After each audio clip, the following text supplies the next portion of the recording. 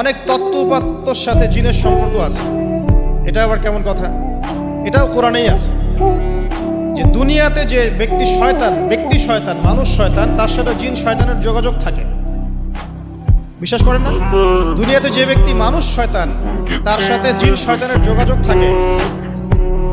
একটা হাদিসে এমনও পড়েছিলাম আমরা স্টুডেন্ট লাইফে, আল্লাহ রাব্বুল আলামিন যখন কোন আদেশ নাজিল করেন তখন ফেরেশতারা সেটা নিয়ে ডিসকাস করতে থাকেন আসমানে, এবং জিন জাতি প্রথম আসমানের কিনারা পর্যন্ত পৌঁছে যায় এবং সেখানে গিয়ে কানে শ্রবণ করার চেষ্টা করে কি নিয়ে আলোচনা করা হচ্ছে।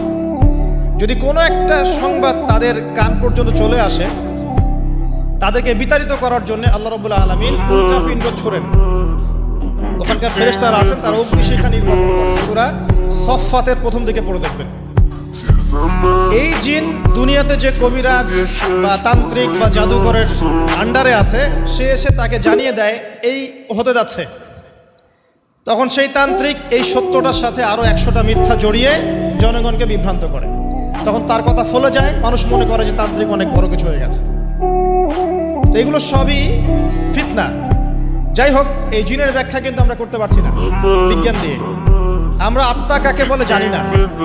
আত্মার কি কোনো বৈজ্ঞানিক ব্যাখ্যা আছে? স্বপ্ন দেখি মাঝে মাঝে আমরা, স্বপ্ন সত্য হয়। অনেক সময় অনেকের স্বপ্ন সত্য হয়, কোরআন তার সাক্ষী। অনেক সময় অমুসলিমের স্বপ্ন সত্যি হতে পারে, কোরআন তার সাক্ষী। ইউসুফ আলাইহিস সালাম জেলখানায়, মনে আছে? দুজন ব্যক্তি স্বপ্ন দেখলেন, একজন শরাব পান করাচ্ছেন মনিবকে, আরেকজনের মাথার মধ্যে রুটি, এখান থেকে পাখি রুটি খেয়ে চলে যাচ্ছে। এই দুজন ব্যক্তি কিন্তু অমুসলিম, মুসলিম নন। তারপরে ইউসুফ আলাইহিস সালাম বললেন, একজন নিষ্কৃতি পাবে এবং তার মালিককে সে শরাব পরিবেশন করবে, সে মুক্ত হয়ে যাবে সামনেই, অচিরেই। আরেকজন ব্যক্তি, তোমাকে শুলদণ্ড দেওয়া হবে, তোমার মাথার মধ্যে যে মগজ আছে এটা পাখি এসে খেয়ে ফেলবে। কুদি আলাম, এটা হয়ে গেছে, এটা আল্লাহর পক্ষ থেকে ফয়সালা। তাহলে এই স্বপ্ন মিথ্যা ছিল না সত্য? তো এই স্বপ্নের বৈজ্ঞানিক কি ব্যাখ্যা আছে? বিজ্ঞান কি এই পর্যন্ত যেতে পারবে? নাই। অতএব সবকিছু বৈজ্ঞানিক ব্যাখ্যা বুঝতে হবে না। নবী সাল্লাল্লাহু আলাইহি ওয়াসাল্লাম বলেছেন, নবী সাল্লাল্লাহু আলাইহি ওয়াসাল্লামের প্রতি দরুদ পাঠ করা হলে এই দরুদগুলো সংগ্রহ করার জন্য এক শ্রেণীর ফেরেশতা আছে, স্পেশাল ফেরেশতা, মালায়েকা। আর আমাদের সায়েন্স অবশ্য মালায়েকায় বিশ্বাস করে না, তারা জিন জাতিতেও বিশ্বাস করে না। যদিও বা নবী করিম সাল্লাল্লাহু আলাইহি ওয়াসাল্লাম বলেছেন এক শ্রেণীর স্পেশাল ফেরেশতা আছেন যারা দরুদগুলোকে সংরক্ষণ করেন। আমরা যে কথাগুলো বলছি রেকর্ড হয়ে যাচ্ছে না? আজকে থেকে 100 বছর 200 বছর আগে মানুষ এটা কল্পনা করতে পারতো?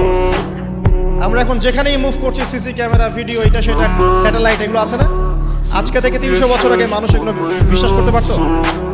আজকে থেকে 1000 বছর আগের কোনো মানুষকে বলেন যে স্যাটেলাইট দিয়ে পুরো বিশ্ব নিয়ন্ত্রণ করা যায়, সে বলবে যে পাগল, তার মাথায় ঢুকবেই না স্যাটেলাইট কি জিনিস। ঠিক একইভাবে আল্লাহ পাকের জ্ঞান হচ্ছে লক্ষ কোটি কোটি বছর আগের, চির নতুন, চির প্রাচীন, চির আধুনিক। এই জ্ঞানের ঊর্ধ্বে কারো জ্ঞান নয়। এই জন্য এখন এগুলো কথা অনেকেই প্রশ্ন তোলে, ফেরেশতা আবার কি জিনিস, জিন আবার কি, ইসলাম এগুলোতে কেন বিশ্বাস করে? সুবহানাল্লাহ। মানে তাদের বক্তব্য হচ্ছে ল্যাবরেটরিতে যেটা প্রমাণ করা যাবে না সেটার অস্তিত্ব নাই। প্রত্যেকটা বস্তুকে হয় কঠিন হতে হবে, না হলে তরল, না হলে বায়বীয়, বাইরে কিচ্ছু নাই। আসলে কি তাই? তো সবকিছুকেই বিজ্ঞান দিয়ে ব্যাখ্যা করতে হবে জরুরি।